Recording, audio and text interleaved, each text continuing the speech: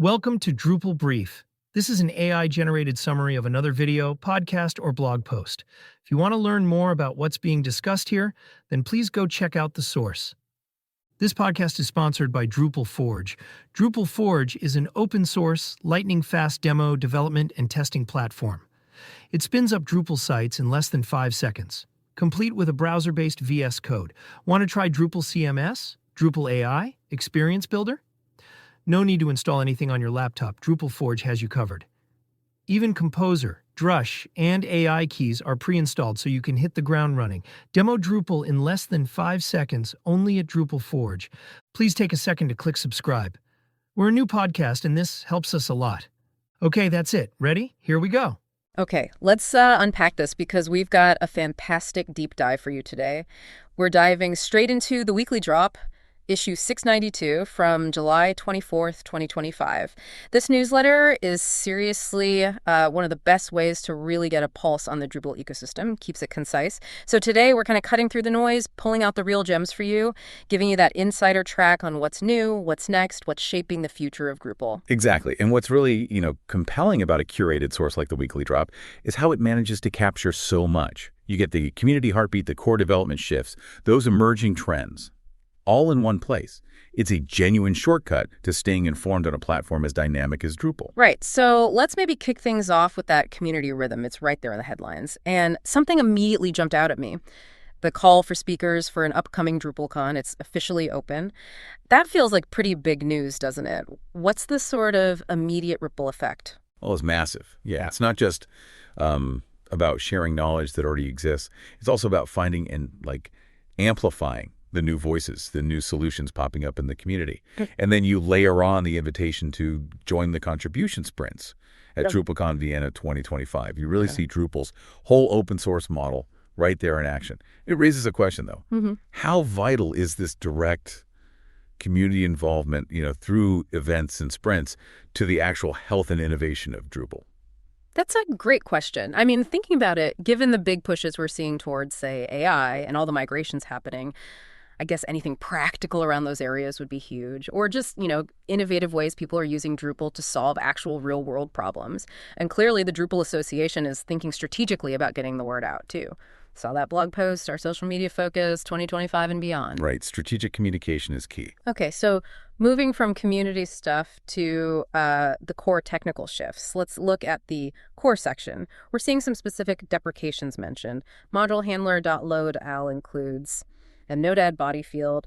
For a developer listening, what does that actually mean? What do they need to look out for? Are these common functions? Well, node-add body fields, for instance, that was a kind of an older way to add body fields, a bit less flexible maybe. Deprecating it is a strong signal that Drupal is really standardizing on its field API for creating content types. Right. It's pushing for more consistent, more manageable data structures across the board. It probably simplifies things in the long run. But yeah, module authors will need to update their approach, move towards the cleaner APIs. It really reflects that commitment to modernizing the architecture. Okay, right. Modernizing, standardizing. Makes sense. And another core change mentioned seems like more of a usability tweak, maybe? Promoted to front page now defaults to false for new content types. Does that signal anything deeper, you think? Maybe Drupal moving further from being just a default blog engine? Oh, absolutely. I think it really shows Drupal maturing into a true content management framework, not just, simple publishing platform anymore. By making promoted to front page default to false, it acknowledges that, lots of organizations use Drupal for really complex stuff. Applications where front page isn't even a relevant concept for every single piece of content. It puts more intentional control right into the site builder's hands from the start. That's a useful way to put it, more intentional control. And speaking of core changes, migrations. That's a huge theme right now, isn't it? There is a sponsored message here from Opticy. They're a Drupal Diamond partner, offering a free Drupal 7 migration audit to help people upgrade to Drupal 11. Includes a no-cost site audit. Seems aimed at spotting risks before they become problems. Yeah, and that audit, it's not just about avoiding technical hiccups. It does more.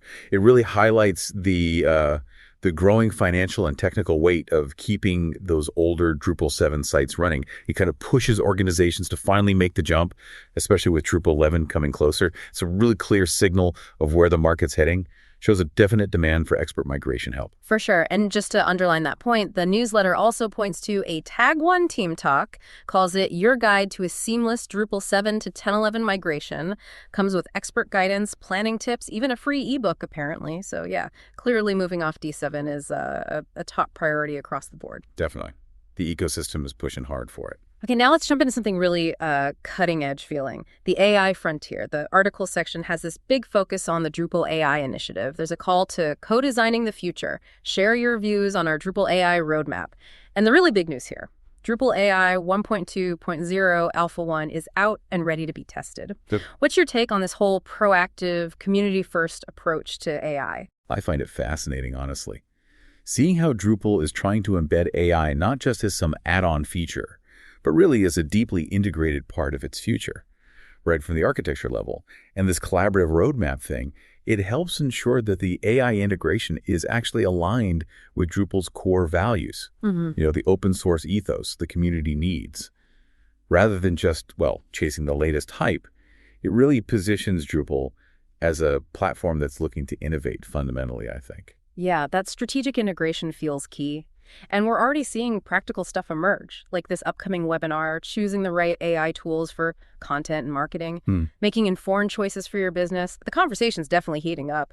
And it's reinforced by things like the Drop Times interview with the AI guy from QED42, Alphonse Jamon. Plus, you look under releases, and there it is, Agents 11122 directly points to new AI-focused modules already being built and shared. It's not just talk, right? It's actual action. Exactly. Things are moving. Okay. Switching gears a bit, let's look at the developer workbench. Tools and improvements. The articles and tutorial sections are just packed this time.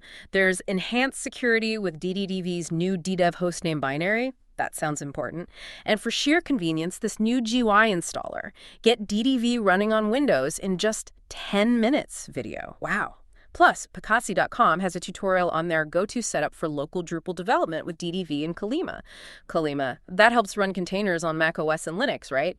These all seem like pretty big wins for developers, don't they? Oh, they absolutely are. Big wins. I mean, I remember back when setting up a solid local dev environment could be a real pain. So seeing DDV roll out features like better security and a 10-minute GUI installer, that's huge.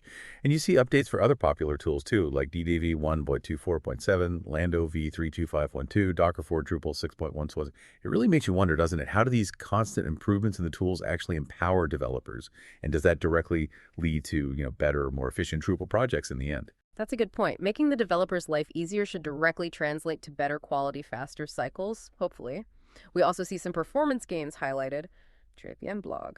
Drupal BigPipe now uses HTMX. Okay, for those maybe less familiar, what exactly is HTMX and why is using it with BigPipe a notable thing? Right, so HTMX is this pretty small, lightweight JavaScript library. It basically lets developers add modern dynamic updates directly within their HTML markup. So you often need less heavy JavaScript frameworks to get that interactive feel. For BigPipe, which already does that clever partial page rendering, using HTMX means potentially even more efficient, more granular updates. So snappier feel for the user, more responsive without needing full page reloads. It's a smart integration.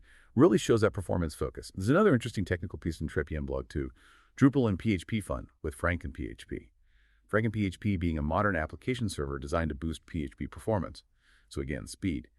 And importantly, on the security front, we see TIFA 8x1-1-13 listed in releases. That's for two-factor authentication. Reinforces that constant focus on security. Good catch. Security, performance, developer experience, all crucial.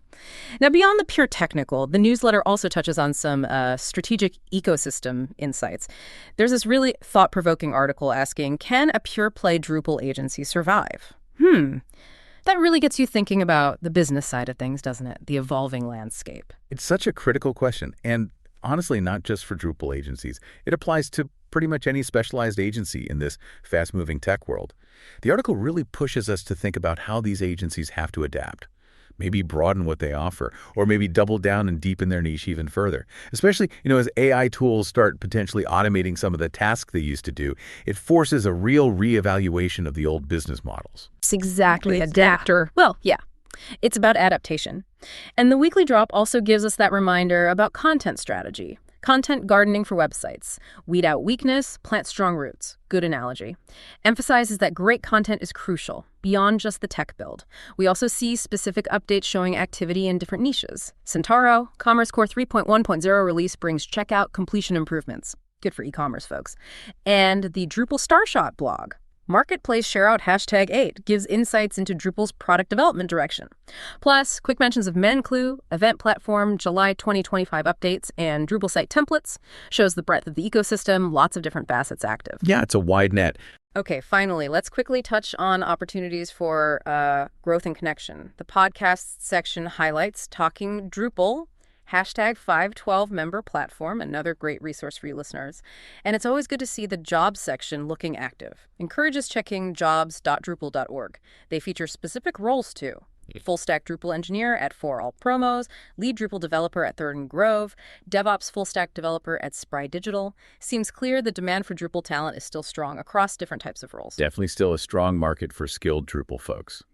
So, okay, let's try and tie this all together. This deep dive into issue 692 of the Weekly Drop. What's the big picture? We've seen the sheer vibrancy of the Drupal community, haven't we? Those strategic, very intentional shifts happening in core development, that really urgent but also collaborative push into AI integration, and the nonstop refinement of developer tools. It's a platform that's definitely not standing still. That's absolutely right, not standing still at all. This deep dive really paints a picture of a dynamic, highly adaptable ecosystem. It's a snapshot of a platform that isn't just, maintaining the status quo. It's actively evolving, actively positioning itself for whatever comes next. And while knowledge is most valuable when you understand it and can apply it, right? Seeing all these trends surface from just one curated source really drives home how much is happening. Yeah, absolutely. Okay, so as we wrap up, here's maybe a final thought for you, the listener, to consider. Given Drupal's really clear strategic commitment to integrating AI that we talked about, what might the role of a, let's say, traditional Drupal developer or even a content manager look like in just 2 or 3 years? And how might that significant shift maybe influence the very survival of those pure play Drupal agencies we were just discussing? Definitely something to ponder as you navigate your own work in this constantly evolving digital world. That is a wrap on today's Drupal Brief. Remember, this was an AI-generated summary, so be sure to check out the original source for the full story and all the details. Before you go, if what you heard today got you excited about trying something new in Drupal, remember that Drupal Forge has you covered. Whether you want to test that new module, demo a concept to your team, or just explore the latest Drupal features, you're literally 5 seconds away from a fully loaded development environment. No downloads, no setup, no hassle. Just pure Drupal innovation at your fingertips. If this episode was helpful, please hit that subscribe button and leave us a review. It really helps other Drupal developers discover the show. Thanks for listening, and we'll catch you on the next Drupal Brief.